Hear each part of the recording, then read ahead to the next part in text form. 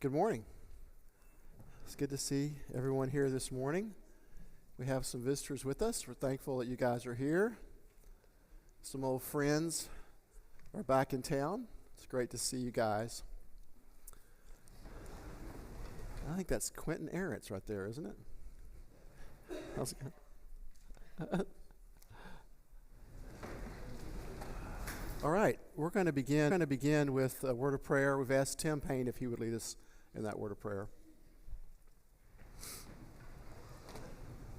Our God and our Father in heaven, we thank you for this opportunity to be together today, to study your word, to the direction that you give us in regard to raising our children. Help us to have the courage and the strength and the foresight to guide them the way they need to be, and to have the diligence, persistence, and even handedness to not do too much, but not do too little in regards to disciplining, but also help us to instruct them in how much we love you and how much we want to serve you. Dear Lord, do it for Brother Tim, help him to convey what he studied in a clear manner to all of us, and help us to be able to implement what we studied together. Do this in the whole service that we have towards you today.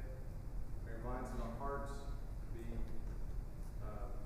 fully devoted to you. Let all things be done in Jesus' holy name. Amen. Thank you, Tim. So we're at the midpoint of our class that we call Equipping Our Kids and Grandkids for Life. I want to take just a moment and thank many of you who've made very good comments in class and outside of class, and really do appreciate the words of support and encouragement you've provided. This class is difficult because it's very personal, right? The way that we parent our kids is very, very personal. And just a reminder that the mission of this class is to speak the truth in love. It's not to make anyone feel regret or feel bad or remorse over the things they did or didn't do with their children when the children were in their homes. The objective is simply to attempt to study the Word of God and apply what God has given us on this very, very important subject of parenting. And also for those of you who have an influence over the youth of our congregation. I'm going to pull back a little bit so I can see the Tarvers over here. So let's begin with our memory verse. So as you all know, but for the visitors in our class, we're memorizing the Beatitudes. All the kids at all ages are memorizing the Beatitudes, including us as parents. And so, if I can get this to work. That's a good one. Got it up there? Okay.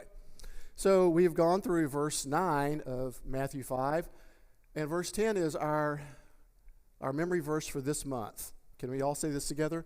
Blessed are those who are persecuted for righteousness' sake, for theirs is the kingdom of heaven.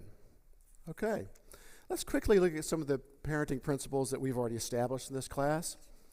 Number one, we're going to rely upon and trust God's word to lead us and our families. We established that very early on.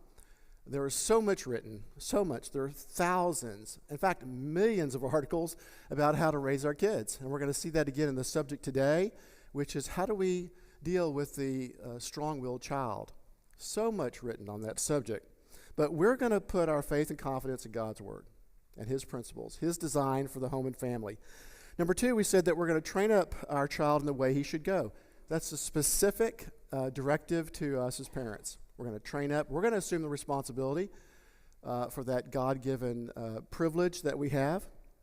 And then number three, in order for our kids to be all the things that we identified back in week 2, remember we had this long list of all these qualities that we want our kids to be, things like responsible and obedient and respectful authority and trustworthy and hardworking, all these qualities, then we must be that first. We must model that. And then finally, we must hear the word continually, love God fervently, teach our children diligently, and fear God greatly, modeling after Deuteronomy chapter 6 and the directive provided by Moses to the parents of the Israelites. And then we went on and talked about vision, how important it is that our kids know in the darkest of times, or in the best of times, what is the most important thing? We kept saying the most important thing is remembering what the most important thing is, right? And so how will our kids know when they're away from us what is truly central to their faith, what will keep them grounded when they're out of our influence, when they're facing persecution, trials, temptations, all those things? So we must try to do the best we can to instill those things now while they're within our control and our grasp. And then number 6, we must establish rules and practices that support the family vision. So in order for our homes to be well run and organized and functional, we must have practices that support the family vision. And then finally, we talked last week about discipline. A very unpleasant subject that will continue today, but necessary subject. And so if we truly love our kids, we will discipline them. All right. So we said last week that the task of teaching responsibility and obedience is one of the fundamental and most essential tasks of any father or mother. It's God designed that all human relationships be based on what is learned through obedience during childhood. If children learn respect and submission within their own family, that will enable them or equip them for success throughout the remainder of their lives. So we're going to talk about today, if our kids don't learn respect for authority and obedience in our homes, they're going to learn it eventually, the hard way. And we're going to talk about a passage in particular that talks about that coming up. We read last week Hebrews 12, verse 11, and it says, "Now no chastening seems to be joyful for the present, but painful. Nevertheless, afterward it yields the peaceable fruit of righteousness to those who have been trained by it." Chastening seems to be not joyful at the present, right? It's not pleasant. The subject and the prospect of disciplining our kids is not fun. I don't know anyone that likes doing that, right? You don't wake up in the morning saying, I'm going to go discipline my kids. We do it. Why do we do it? Why do we do it? We talked about this last week. Yes, Chris.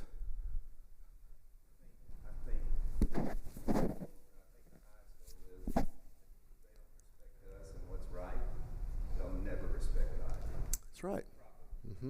That's exactly right. So discipline and respect for authority and obedience is learned in the home. And it's foundational for all other relationships.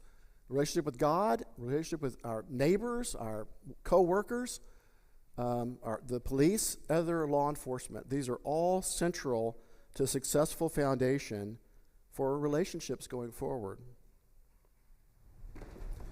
So the passage we read here in Hebrews 12:11 tells us that discipline's not fun for the present, but it has a future benefit. It provides a positive outcome. We're going to talk about some of those things today.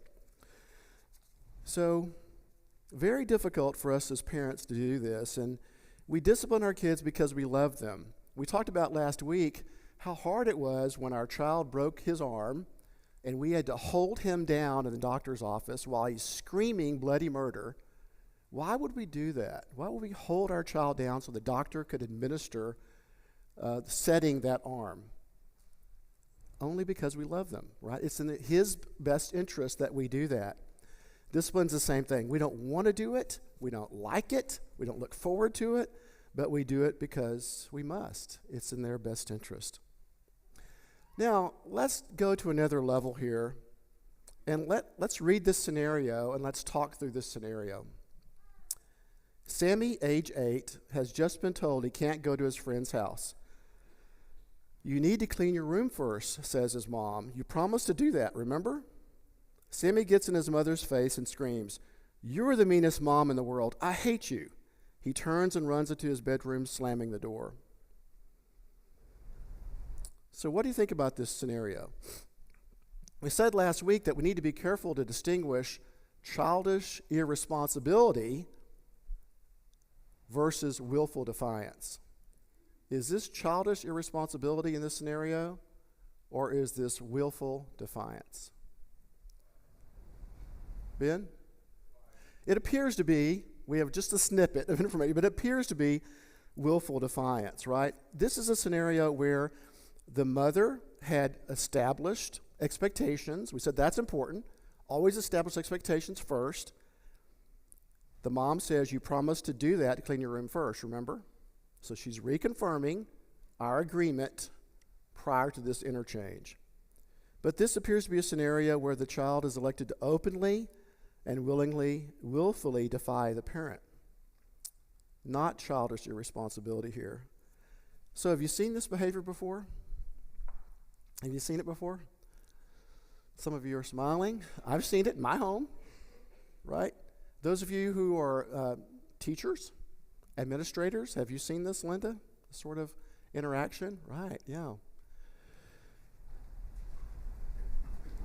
So let's look at what James Dobson, we said we would refer on occasion to what Christian writers on the subjects of parenting will say. And Dr. James Dobson is probably an authority on this subject of the strong-willed child. In fact, he wrote a book on that subject. Some of you have read that book.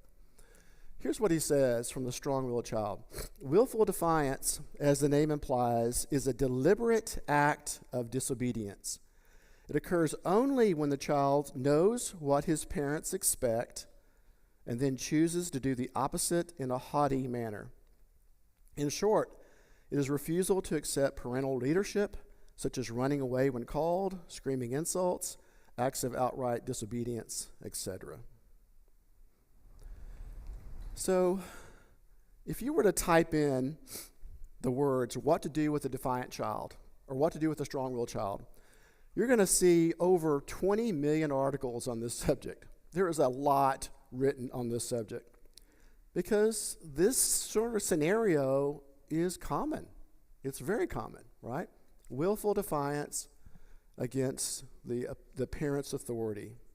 Let me just give you, and I don't want to make it popular by putting it on the screen, so I'm going to read it to you. What just one of these so-called experts says. This is from parenting.com. It's a fairly recent article. It said, punishment will just make the disconnection, they call this disconnection, if the child is willfully disobedient. Punishment will make the disconnection worse. It will make the child feel more unfairly pushed around. It won't help her with the upset. So you have to address defiance, but you can't solve it with discipline, is what this particular writer says. Many, many more articles on the subject of how do you handle an angry, defiant, disrespectful child. Most of them don't mention any sort of physical punishment to try to change that behavior. There's so much misinformation on the internet, but it's good that we've decided that we're going to rely upon what God has to say. We keep saying that in this class. We're going to go back to what God has provided for us in his design. Colossians 2:8-9 says, beware lest anyone cheat you through philosophy and empty deceit, according to the tradition of men, according to the basic principles of the world, and not according to Christ. A lot of philosophy and empty deceit on this subject of child rearing, right? And especially on the subject of discipline. Paul warns us here to watch out that we're not to be cheated or deceived by principles that are rooted in the world. So, how do Christian families handle willful defiance and direct disrespect? How do we do that? Well, go ahead, Ben. When it starts, we need to address it, I think, in that moment, obviously under control, and help them to understand, why this is being done, what's acceptable and what's not acceptable. So I think you addressed several things there. Timeliness, right? And making some sort of definitive response. So let's look at some Bible basics here. Let's go to the foundation of God's Word right now and see if we can draw some principles.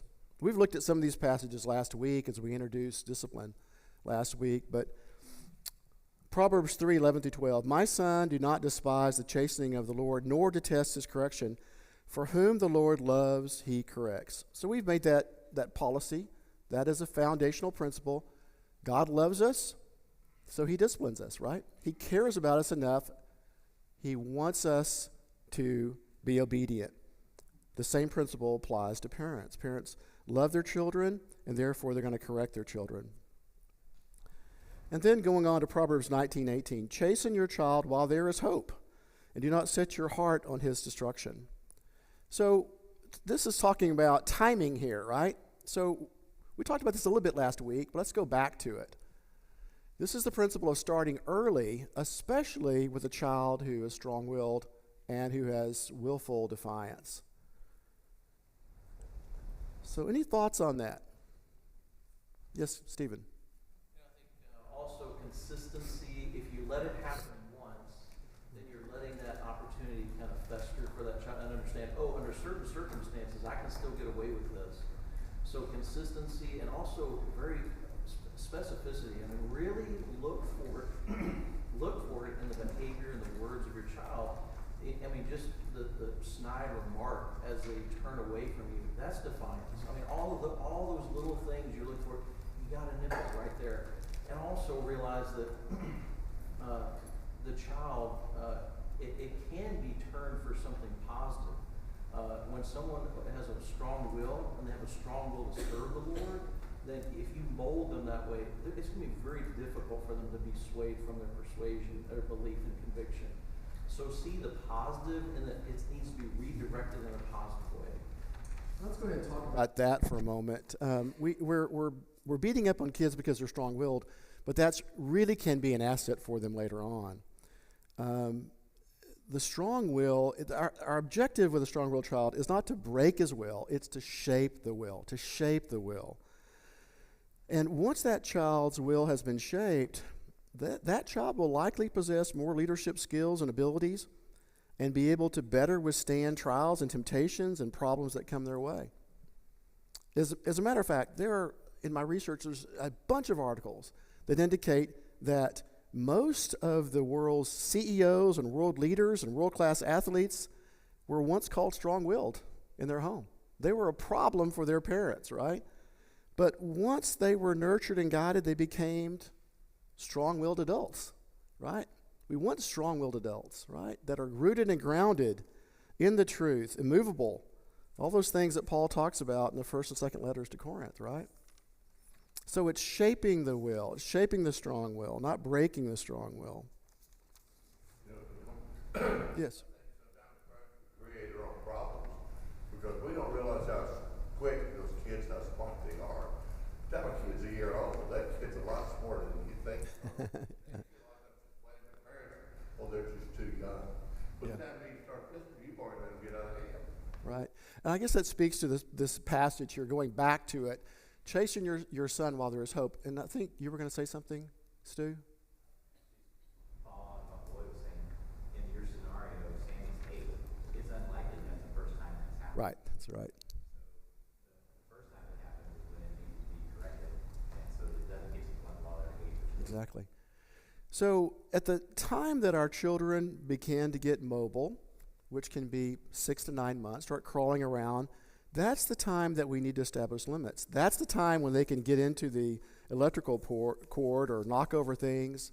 We need to set limits at those ages when they begin to have some movement underneath them. And that period between that 6 months or so, it all depends on the child, up to about age 4 or 5 are the most critical and formative years for instilling obedience and shaping the strong-willed child. It's interesting, we're going to look at a quote in a minute that says that children insist that parents earn the right to control them, even though we know parents have the God-given responsibility and authority over the child. That child is going to insist over and over and over again that we earn the right. We earn the right to control them. And we can only do that by shaping them. And then let's go on to this passage. The rod and rebuke give wisdom. Now, interesting here, this talks about two forms of discipline. The rod, which would be a physical, and rebuke would be some sort of verbal sort of discipline or punishment. But a child left to himself brings shame to his mother. What do you think about that? A child left to himself brings shame. Have you seen this happen? A child that is undisciplined, whose will is not shaped? Yes. In fact, we have some personal situations from this congregation is aware of. of that situation. And so, as we said, society will shape the child, unfortunately, in their way, if we don't do so in our homes. And then finally, the passage that foundational that we read last week in Ephesians chapter 6, 1 through 3. Children, obey your parents in the Lord, for this is right. Honor your father and mother, which is the first commandment with promise, that may be well with you and you may live long on the earth. So this passage cites the fifth commandment, which applies it to us in the New Testament. It's interesting that this commandment, that children obey your father and mother, is the first one called with promise, And it says that it may be well with you, and you may live long on the earth. What do you think about that? What does our child's obedience have to do with being well and living long on the earth? What does that passage mean practically? That if they honor us, they obey us, they honor us, that it may be well with you and you may live long on the earth. David? You can be functional in society. Okay. If you don't follow the rules, you're not going to be able to be successful in society. It's going to be very difficult, right? Obedient children are saved from vices and crimes that will shorten their life or inhibit their liberty and freedom. I'm just reading from Barnes' notes, and Barnes is very, very old, right? And so his wording is very interesting here. Obedience to parents is connected with virtuous habits that are conducive to long life. It will make the child industrious, temperate, sober. It will lead them to restrain and govern his wild passions, and lead him to form habits of self-government that will, in future life, save him from the snares of vice and temptation. So that's written about 100 years ago, right? But still true today. Ben, did you have a comment? Yeah, I was just going to say, I think of that text in Exodus chapter 21, verse 17. He who curses his father or his mother shall surely be put to death. So there's an immediate application, especially at that time. Right. It definitely had a direct impact on physical well-being, right? It was a very, very, very, very direct response, direct response to long life under the Old Covenant. Here's one more quote from James Dobson. This one from his book called Parenting Isn't for Cowards. Who is going to win? Who has the most courage? Who is in charge here? If you do not answer those questions conclusively for your child, he will precipitate other battles designed to ask them again and again. It's the ultimate paradox of childhood that a youngster wants to be controlled, but he insists that his parents earn the right to control him. What do you think about that? Parents definitely have the right to control. I agree with that completely. You've got to win. You have to win this battle. You can, and it's going to take so much courage, so much consistency, so much just, you got to stay with the course. You cannot. If you let the child win this, you lost. She lost the battle. And it will crop up over and over again. And it's going to get worse. I mean, can you imagine? This 8-year-old, that's bad enough. Can you imagine a 17-year-old or a 20-year-old? All that just goes terribly wrong. Mm-hmm. You're exactly right.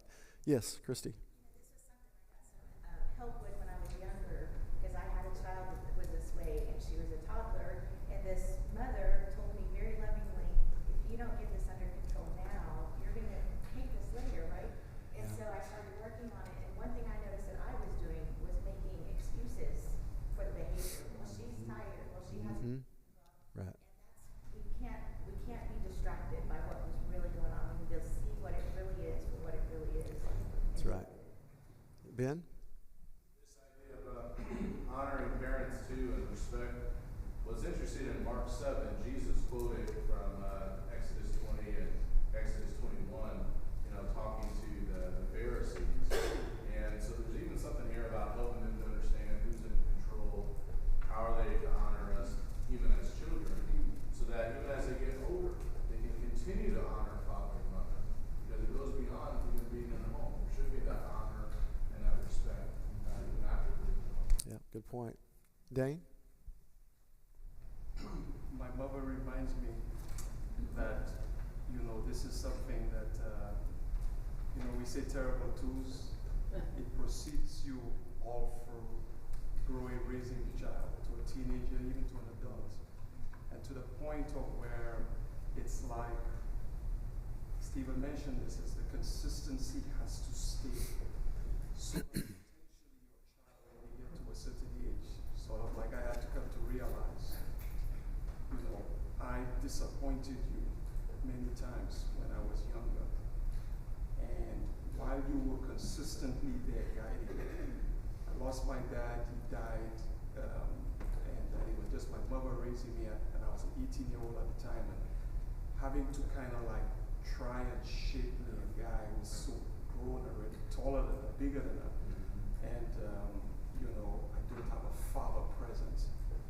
So she had a struggle, and she would just, that continuous thought of is like the consistency must be there.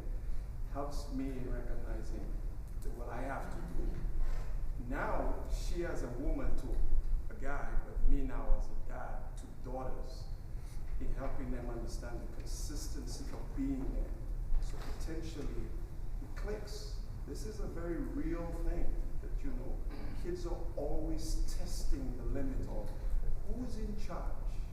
Is it me or is it you? And it's not that they don't have charge of their own lives. We all know they're the ones responsible before God for their decisions.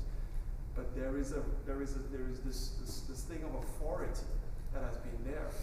And it's nothing new. Adam tested God. It's authority from day one. And that's something we see that's happening over and over again. But we have to maintain consistency so they can see we're always parents and they're always children. And then it'll flow to them when they have their own children. Mm-hmm. Exactly right. Generational. And then? This is a basic demonstration of man's free will. We don't use our free will the first time when we decide to or not to obey the gospel. This is an individual's own will that has to be shaped. Right. Just like, and without it, you don't get the proper respect for authority, which has been mentioned before. You don't get that in the home. You won't get that toward God or any other types of authorities. Mm-hmm. But it's a basic demonstration of free will that has to be shaped. Exactly. So let's talk about some strategies to do that. Some 5 practical principles that are worth considering when it comes to this subject of shaping the defiant will of our children. So let's look at the first one here. We already established this, start early, right? And Proverbs 19:18, chasten your child while there is hope, and do not set your heart on his destruction. Why early? Because it's a lot easier to tackle this issue when they're younger, right? And can you imagine trying to corral an 8-year-old when it's a lot easier to corral a 3-year-old, right? So and we mentioned this before, right? At the time in which independence begins, at whatever age that is for your child, it may be 6 to 9 months, that's when knickknacks on the side table and the toilet paper underneath the kitchen sink are all within their grasp. That's when limits can be established. And then, as they get older, 12 to 24 months, their communication skills are blossoming, and then it's time for us to start explaining basic rules, right? That verbal discussion, setting parameters. Don't put your finger in that electrical socket. Don't pull on Kitty's tail, and things like that. And then, depending upon the maturity of the child, then they can continue on from there, knowing that every child is different. Just give you one quick story. So our grandson Noah, when he was right at 12 months old, he was taught by his father that he is not to go up those stairs. He should not go up those stairs. He wasn't able to navigate those well. And so we caught him one time at our house looking at the stairs, saying to himself, no, no, no, no, no, no. So he didn't go up the stairs, and he was just repeating what he had heard so often. So let's look at this passage, Proverbs 13:24. So he who spares his rod hates his child. He who loves him disciplines him promptly. The principle is that we need to apply, especially for the youngsters, the very young, we need to apply prompt redirection or discipline. It's got to be timely, and I think Ben mentioned that. we're going to lose the impact if we wait too long. We never, of course, we established this last week, want to do anything in anger, nothing in anger. So that would be the exception of this. If we're mad, we need to set that aside. We need to calm down, separate from the child. And then going on to Proverbs 22:15, foolishness is bound up in the heart of the child, and the rod of correction will drive it far from him. That sounds pretty serious here, but I believe what is being said here by Solomon is that this is the type of foolishness that mocks authority, that hates instruction, that despises discipline, and is determined to have his own way. I don't think this is a fun-loving sense of humor or mischievousness that he's talking about here in foolishness. I think if we were to delve into this, we would, I think, come to that agreement. So the defiant will is bound up in the child. They come out of the womb, not respecting authority. We established that last week, right? Kids need to be shaped. They need to learn to respect authority and to obey.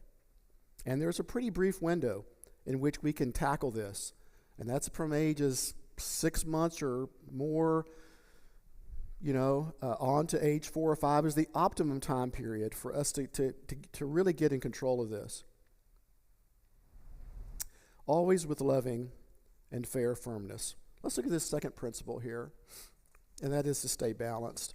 We talked about the tools in the parent's toolkit when it comes to discipline. What are some of those tools that we talked about last week? Wide range of tools, right? So what are some of those tools? Starting from the least restrictive or least punishing to the most punishing. Stephen? Verbal warning. No. Verbal warning. 2. Bible lessons? Oh, yeah. Oh. Mm-hmm.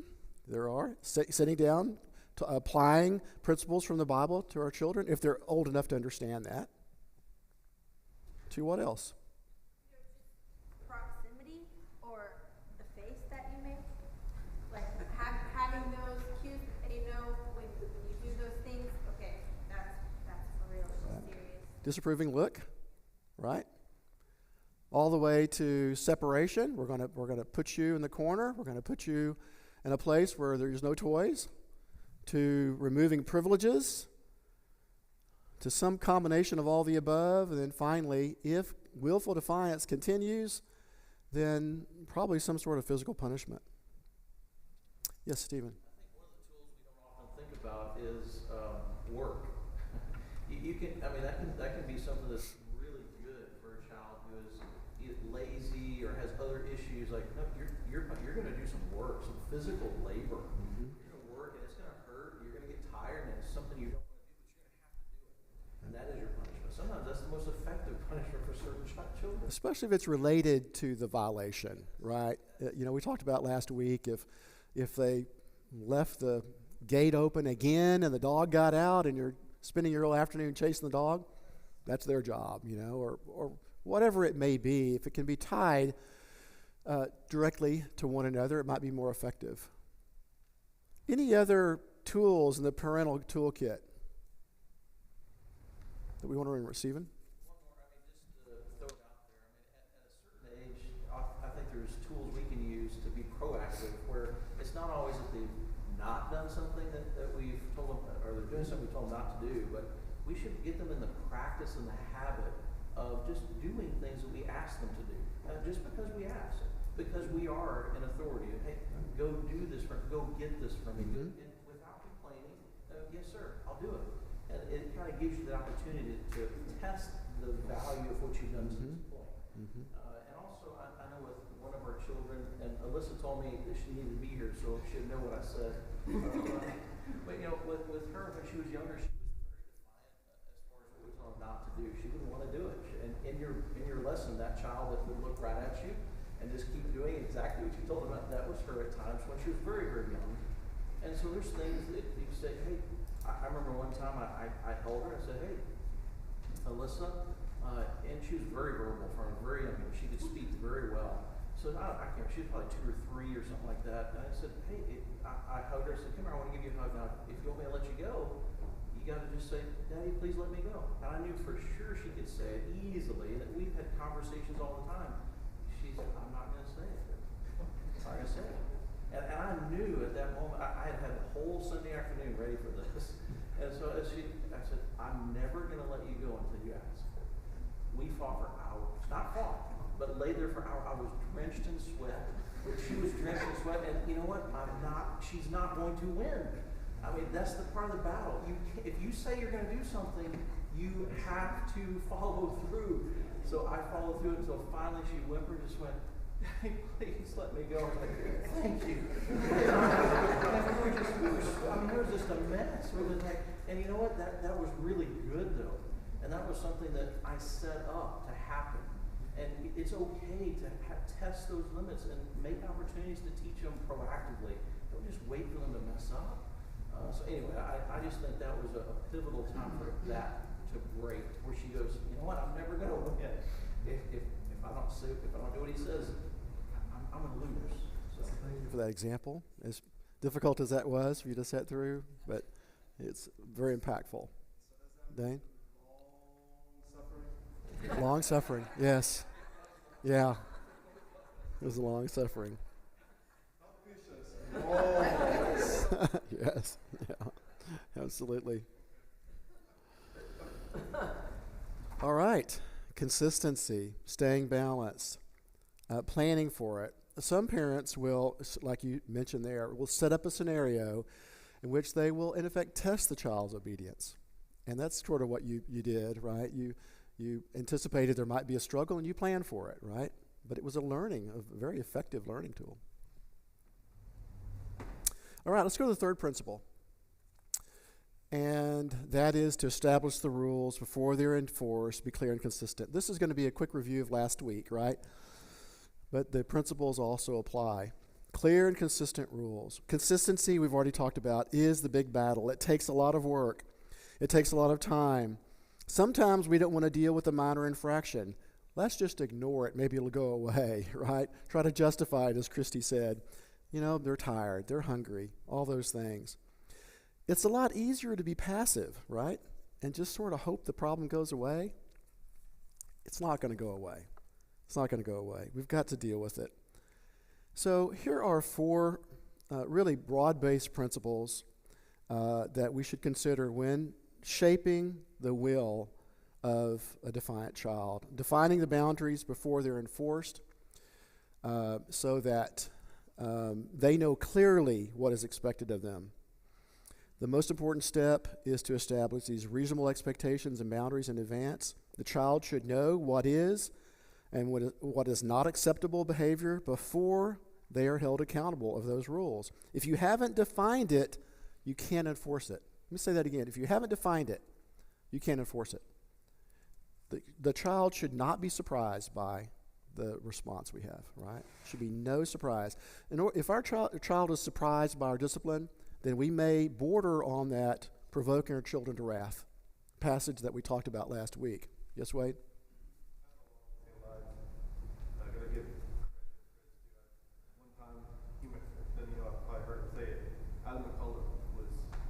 Vivian was really young, and Adam already had like 10 kids.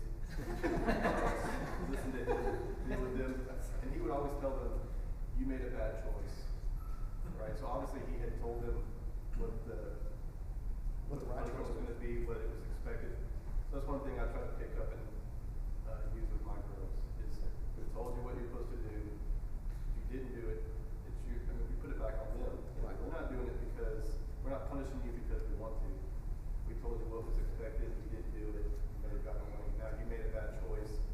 This is what's going to happen. And usually afterwards, you talk to them and say, "You know why I did it? Yeah, you told me that." So they understand. And when you put it back on them, you know, go, I don't want to be the person that It was their. I don't want the responsibility of it being my fault.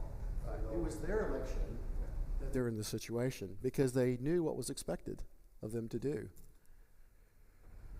And then going on to distinguishing between willful defiance and childish responsibility. We talked about that last week. But again, a child should not be spanked for behavior that's not willfully defiant.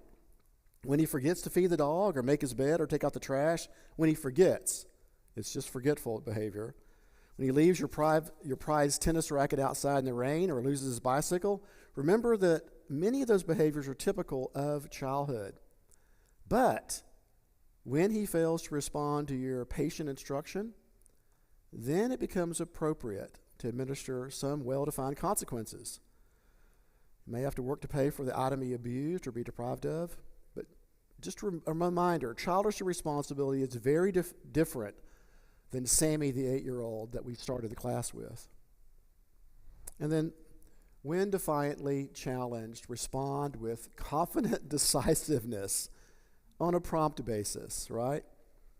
Once a child understands what is expected of him, he should be held accountable for his misbehavior. In a moment of rebellion, a little child will consider his parents' wishes and may defiantly choose to disobey them.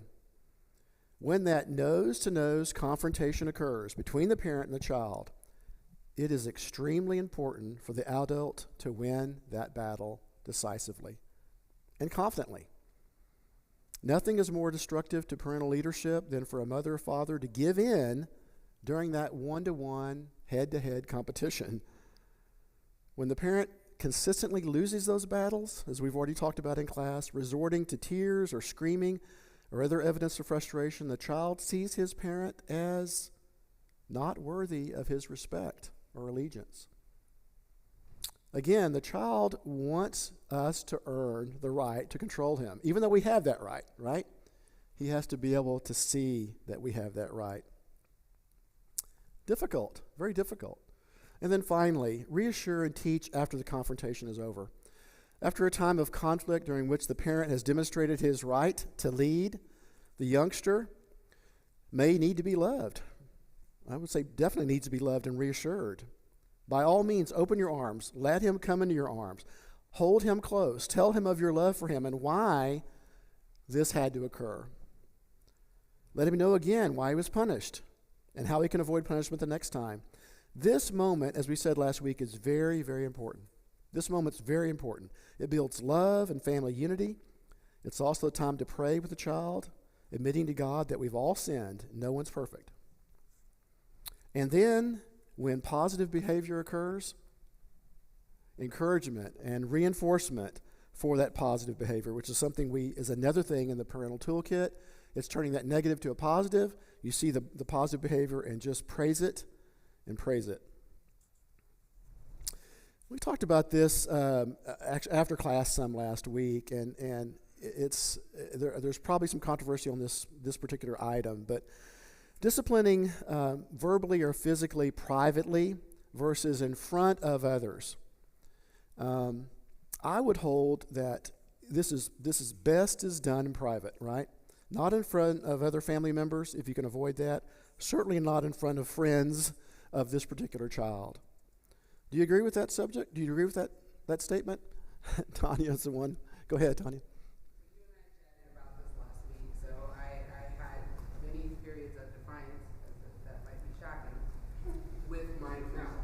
I was a very lippy child. Smart mouth, like to talk back, not listen to directions, and clearly my way was better. And so Lloyd mentioned last week, like, you have to treat each child is different. What got me in line for the rest of my teenage days was being embarrassed in front of my peers. That was absolutely the worst thing ever in life to me at that time. But it cleared everything up. And then she didn't have problems with me and my mouth after that. So I do think sometimes when we were talking about balance earlier, that parents have to make a decision if and when that can be a useful tool. Like, it wasn't to the point where I felt like my self-esteem was damaged. It was just being disciplined in front of my friends because I was out of line in front of my friends. Mm-hmm. And she wasn't going to let that pass at all. Yeah. So there's something to be said about timely correction, and she was doing so timely, right? I'll leave this subject. Go ahead.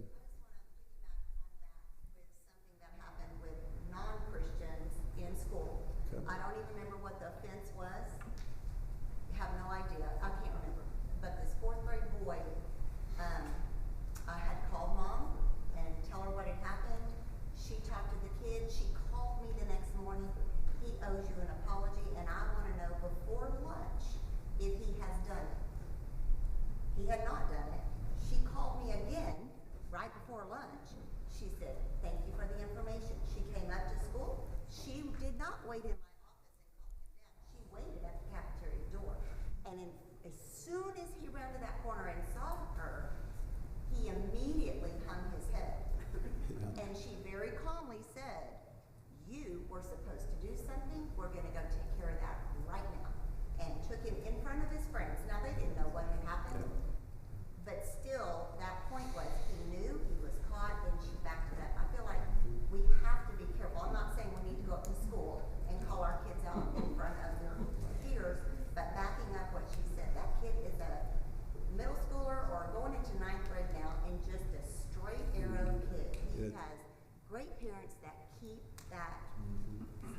Good for that mom. All right. So let's go on to this next point, and that is to stay the course. We talked about this. Consistency is so important. And then Psalms 127, 3 through 5. Behold, children are a heritage from the Lord. The fruit of the womb is reward. We have to always remember why we're doing this, right? Children are a blessing. As difficult as this is, as undesirable as this to do, this should yield children who are going to be obedient to us and respectful of authority and who will live long on the earth, right? We're fulfilling what God has designed for our relationship with our child. As tough as it is, stay the course. It's worth it. We've already talked about this too, but remember the secret weapon we have in this congregation. We have successful parents in this congregation. Young ladies, talk to our vintage moms. Seek them out. Ask them for their advice. Or when you need a break from the day-to-day pressures of raising a child, call on them to come in and help you. Young husbands and fathers, the same is true for you. Lower your pride. Be a little vulnerable and ask for the advice of some of us older guys in the congregation. We're not going to try to steer you wrong, right? We're here to help. That's the secret weapon we have in the Lord's church. And then keep praying. This probably should be the first one, right? Pray for guidance and wisdom. When you're in the midst of trying to shape a defiant child, man, you need help. You need help. It looks tough. So pray without ceasing. Let me get to this passage. Pray without ceasing. In everything, give thanks. We could say, pray without ceasing for my children, right? In all things, pray for guidance and wisdom to equip our child. There's nothing simple about raising kids, and kind of wrapping up now. Being a parent requires all the intelligence and wisdom and patience that we can muster. It's certainly not a job for cowards or those who are faint of heart. But as our sons and daughters grow up, the days of trial and frustration begin to fade away into distant memory. We must remember there's only one perfect parent, and that is our God and Lord above. So let's pray for guidance and wisdom. So finally then, why do we discipline our kids? Why do we discipline our kids? We love them. We love them. And we're going to act in their best interest, right? So let's get to some discussion questions. We didn't have time to do this last week, but what do you respond to someone who says, I love my children too much to ever spank them? Have you ever heard anybody say that? Swade? Hopefully my answer would be, that God's word is truth, and it says that it works. Mm-hmm. A way that you can discipline them while you're still showing them love. Right. Do it correctly. That's right. And not that we're parents of the year or anything, but we've tried to do that with our girls, and we can see the effects of that. Yeah. So we can now say, well, doing what God's word says has worked for us. It's helped us have really good children. Mm-hmm. I think you could safely say, Stephen. I think maybe I want to ask the question, how do you define love? Mm-hmm. Right. What's your definition of love? Mm-hmm. And let Right. that go somewhere. And Right. maybe open a discussion. What does it mean? This is godly love here. This is love that's acting in your best interest, right? As difficult as that is. Yes? Kids, it's that different love.